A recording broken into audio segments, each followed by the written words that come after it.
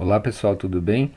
Vamos estudar agora o parágrafo 76 da introdução da Fenomenologia do Espírito do Hegel. Vamos fazer primeiro uma leitura rápida. Não há por que atormentar-se buscando resposta a essas representações inúteis e modos de falar sobre o conhecer como instrumento para apoderar-se do absoluto ou como meio através do qual divisamos a verdade. São relações em que vem a dar, com certeza, todas essas representações de um absoluto separado do conhecer ou de um conhecer separado do absoluto. Não há por que ocupar-se com os subterfúgios que a incapacidade para a ciência deriva dos pressupostos de tais relações, a fim de livrar-se do esforço da ciência e ao mesmo tempo dar a impressão de operosidade séria e rigorosa. Então, aqui esse trecho é bem direto, né? O Hegel está fazendo, digamos assim, concluindo a crítica dele à teoria do conhecimento, indicando que é necessário abandonar a própria investigação que a teoria do conhecimento moderna pretende conduzir. Então, a tese principal que nós podemos resumir dessa forma: não há por que investigar se o conhecer é um instrumento para apoderar-se do absoluto ou um meio através do qual divisamos a verdade. Não interessa saber se o conhecer é um instrumento ou um meio, enfim, generalizando ainda mais, para o Hegel a questão principal não é decidir qual é a teoria do conhecimento que está certa, né? Então, se a gente lembrar lá do parágrafo 73, né, o primeiro parágrafo da introdução, em que ele colocava, né, que havia uma questão na época dele, na teoria do conhecimento, né, que a questão principal era saber se o conhecer é instrumento, se é o meio, é preciso entrar de acordo sobre qual é a teoria do conhecimento correta e tal. Aqui o Hegel está dizendo que essa discussão não importa, ela é secundária. Como é que ele justifica essa alegação?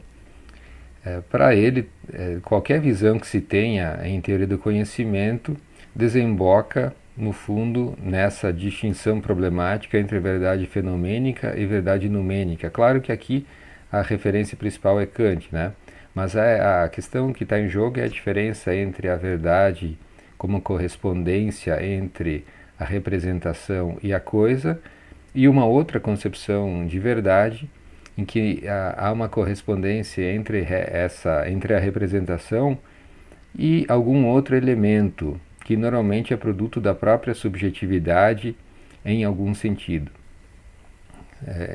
Ele resume isso com esse trecho, né? São relações, né? Essas relações que a teoria do conhecimento descreve, em que vem a dar, com certeza, todas essas representações de um absoluto separado do conhecer e de um conhecer separado do absoluto, né? Todas as conclusões da teoria do conhecimento sobre como se conhece dependem dessa pressuposição de que a verdade, né, não é o absoluto, não é uma plena adequação, plena correspondência entre a representação e a coisa. E o Hegel reforça essa crítica dizendo que a teoria do conhecimento leva, na verdade, a uma fuga do real. Ela abandona um realismo, digamos assim, acerca do conhecimento. Não há por que ocupar-se com os subterfúgios que a incapacidade para a ciência deriva dos pressupostos de tais relações, a fim de livrar-se do esforço da ciência e ao mesmo tempo dar a impressão de operosidade séria e rigorosa. Quer dizer, a crítica da razão pura parece operosidade séria e rigorosa, ou seja, ela parece ser uma ciência, uma investigação profunda, mas para o Hegel ela deixa de lado o que há de mais importante, que é abordar o próprio real tentando conhecê-lo, né? E ela faz isso justamente partindo de pressupostos acriticamente aceitos, né? E a conclusão, a partir desse diagnóstico, para o Hegel só pode ser a seguinte, né? A teoria do conhecimento, a tentativa de definir critérios para o conhecimento baseando-se nos estudos, no estudo das faculdades subjetivas, deve ser abandonada.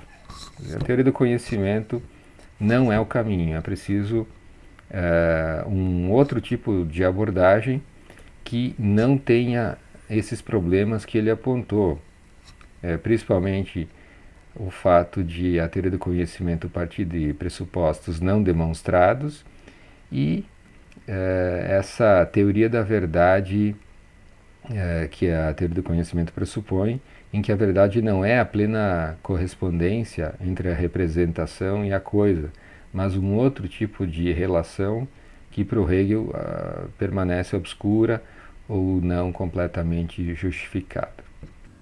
Na sequência do parágrafo 76, o Hegel oferece mais alguns argumentos para o abandono da teoria do conhecimento.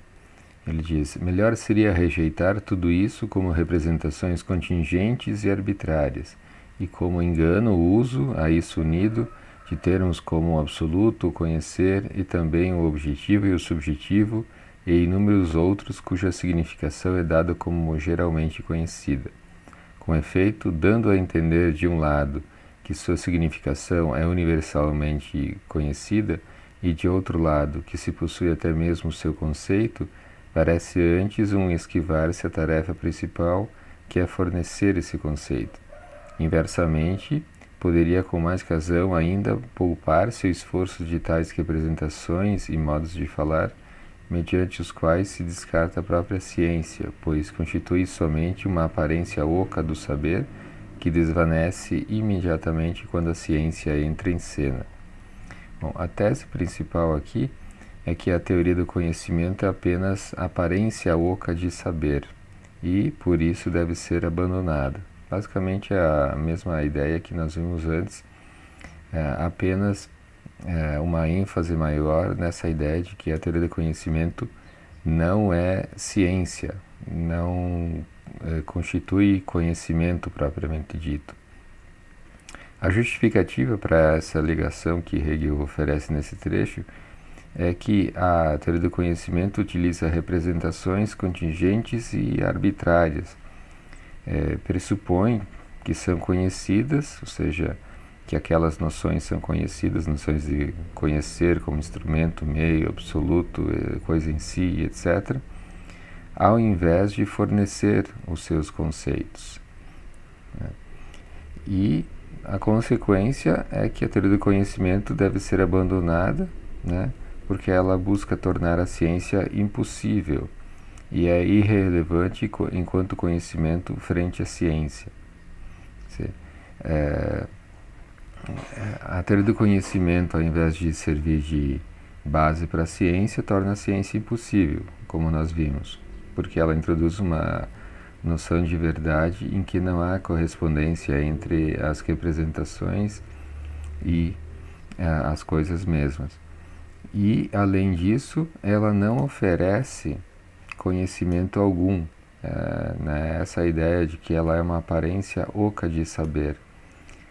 E, dessa forma, não resta à teoria do conhecimento qualquer papel cognitivo. Bom, até aqui o parágrafo 76 parece sugerir que o Hegel está abandonando a teoria do conhecimento, deixando de lado completamente qualquer estudo sobre o conhecer, né? Sobre como o conhecimento se constitui. Porque a teoria do conhecimento sempre pressupõe determinadas noções como ponto de partida, mas não consegue justificá-las. Essas noções iniciais, portanto, são contingentes e arbitrárias. E, além disso, a teoria do conhecimento leva inevitavelmente à conclusão de que o conhecimento é impossível, porque é forçada a introduzir uma noção de verdade em que não há correspondência entre representações e coisas, né? Mas aqui, na sequência do parágrafo 76, o Hegel vai dar uma espécie de guinada, como é muito comum em suas obras, né? Vamos acompanhar um pouco o texto. No entanto, a ciência, pelo fato de entrar em cena, é ela mesma uma aparência, fenômeno. Seu entrar em cena não é ainda a ciência realizada e desenvolvida em sua verdade. Tanto faz, neste ponto, representar-se que a ciência é aparência, porque entra em cena ao lado de outro saber, ou dar o nome de aparecer da ciência a esses outros saberes não verdadeiros. Mas a ciência deve libertar-se dessa aparência, e só pode fazê-lo voltando-se contra ela. Pois, sendo um saber que não é verdadeiro, a ciência nem pode apenas jogá-lo fora, como visão vulgar das coisas, garantindo ser ela um conhecimento totalmente diverso, para o qual aquele outro saber não é absolutamente nada, nem pode buscar nele o pressentimento de um saber melhor. Por essa asseveração, a ciência descreveria o seu ser como sua força, mas o saber não verdadeiro apela também para o fato de que ele é, e assevera que, para ele, a ciência não é nada. Um asseverar seco vale tanto quanto qualquer outro. Então, aqui ele joga com o conceito de aparência, né? Nós vamos ver isso muitas e muitas vezes ao longo da fenomenologia do espírito. A teoria do conhecimento é uma aparência de saber, um saber oco, e isso tem um sentido obviamente negativo. Mas aqui ele introduz um sentido positivo à aparência, né? É isso que nós vamos ter que verificar. A primeira tese que aparece no texto é que, ao começar, a ciência não se distingue dos saberes que são pura aparência de saber, como a teoria do conhecimento. Ao entrar em cena, a ciência não consegue demonstrar por que ela é um saber superior a todos os outros. No final do trecho anterior, ele dava a ideia oposta, né? A teoria do conhecimento é uma aparência oca de saber que desvanece quando a ciência entra em cena.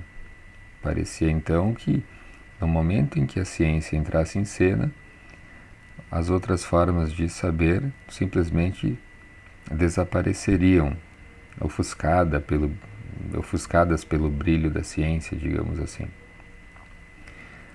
Mas aqui ele está dizendo, quando a ciência está apenas aparecendo, ela mesma é aparência, né? Qual que é a justificativa que ele dá para isso? Ao começar, a ciência não dispõe de todos os conhecimentos que a justificam. A ciência, para o Hegel, é um sistema em que as teses justificam-se mutuamente, digamos assim. No começo, falta conteúdo para que essa justificação possa ocorrer. E a segunda justificativa, os outros saberes podem fornecer conhecimentos relevantes para chegar à própria ciência, por isso podem ser considerados parte dela. Para o Hegel, a ciência se constrói a partir dos saberes não científicos. Ela é um resultado da tematização desses saberes não científicos. Nesse sentido, não é possível separar completamente a ciência desses outros saberes. De certa forma, a ciência contém todos os outros saberes. O conteúdo da ciência é constituído por todos esses saberes, na forma como eles foram tematizados sistematicamente. E a segunda tese que o Hegel apresenta é que um saber só pode provar que é ciência superando sua aparência, não invocando algum critério absoluto externo a essas aparências. Isso aqui é realmente muito importante. Toda a crítica que o Hegel fez à teoria do conhecimento desemboca nessa ideia de que não é possível invocar um critério absoluto anterior ao conteúdo da ciência que o justifique. Não é possível encontrar um critério para encontrar a verdade. Não é possível formular um método de pesquisa infalível que vai ser aplicado e que vai fornecer conhecimentos justificados de antemão, a priori justificados, digamos assim. A única forma através da qual a ciência pode justificar-se é voltando-se contra a sua própria aparência, como ele diz, né? Ou seja, tentando superar a sua aparência, tematizando essa aparência, portanto, e verificando nela o que há de errado, né? E construindo a verdade a partir dessas descobertas, né? Como é que ele justifica essa tese? Sem dispor de todas as condições para justificar-se, qualquer pretensão de superioridade seria dogmática, né?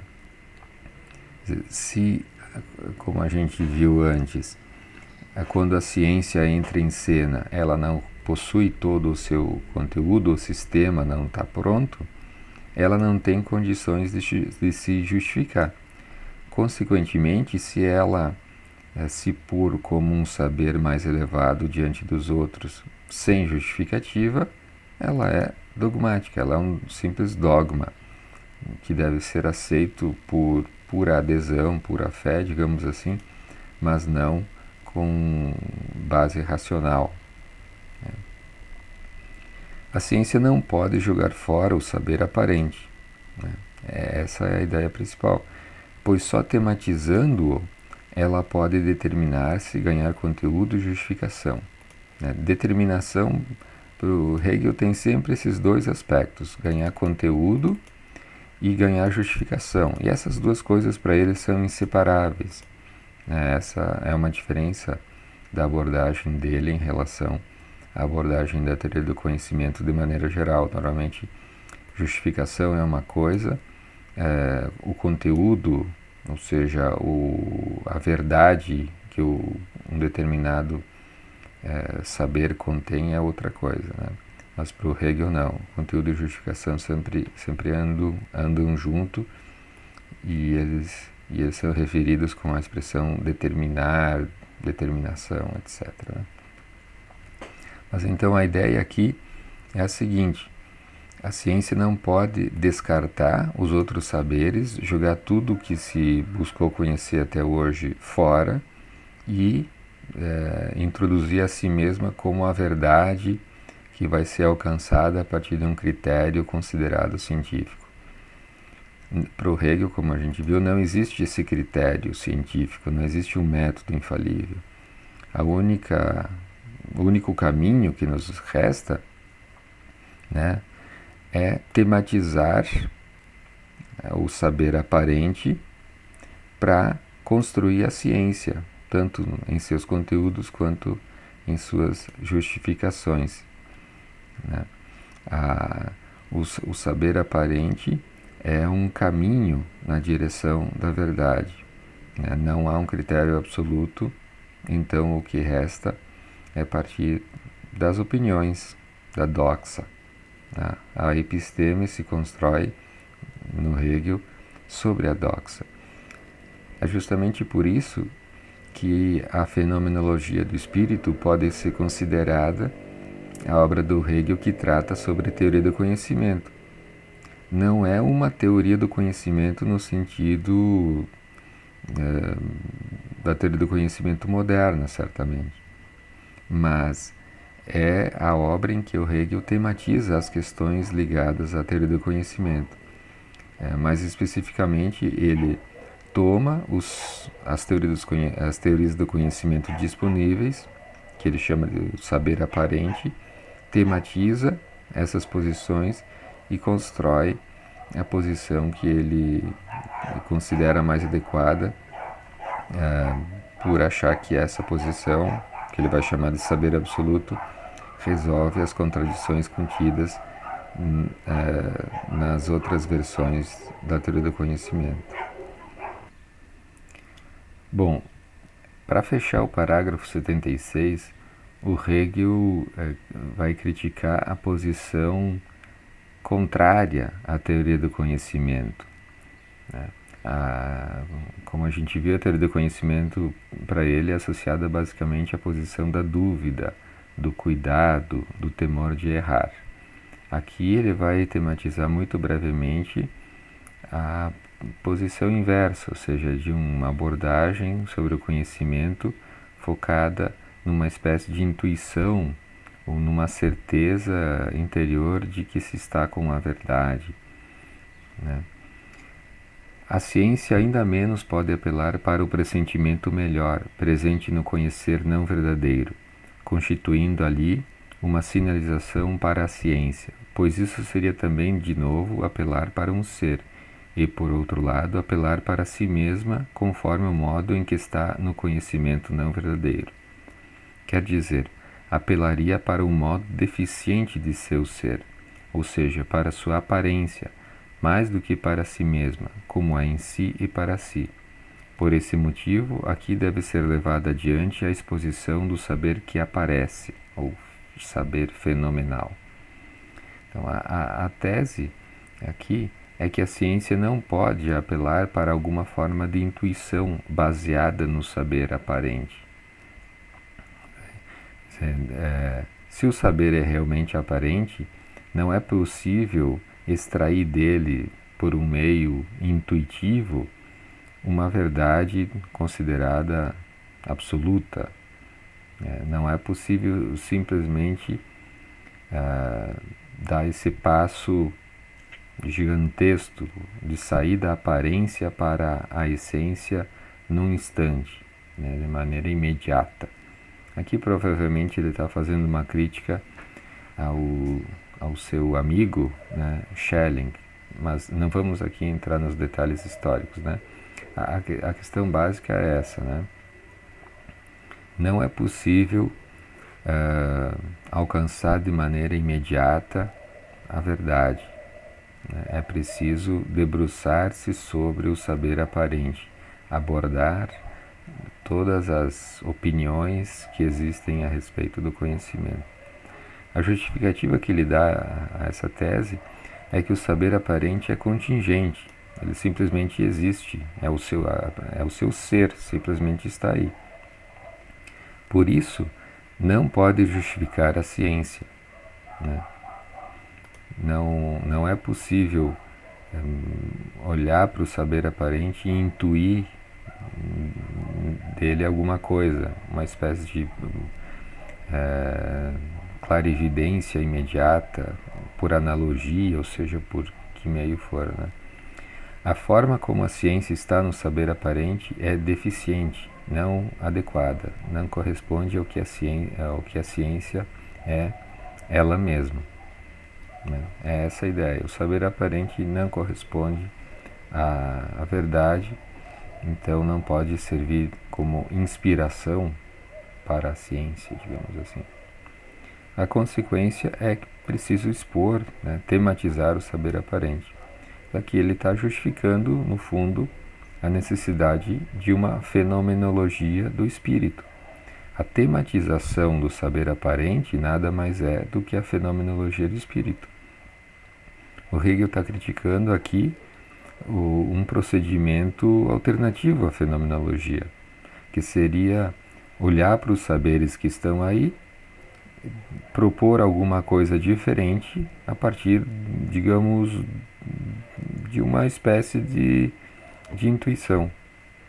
O que ele está dizendo, não precisamos analisar, tematizar, expor, como ele diz, minuciosamente cada uma das figuras de consciência, como ele vai chamar, que estão aí dadas. É só dessa tematização detalhada que poderá surgir uma concepção científica a respeito do conhecimento.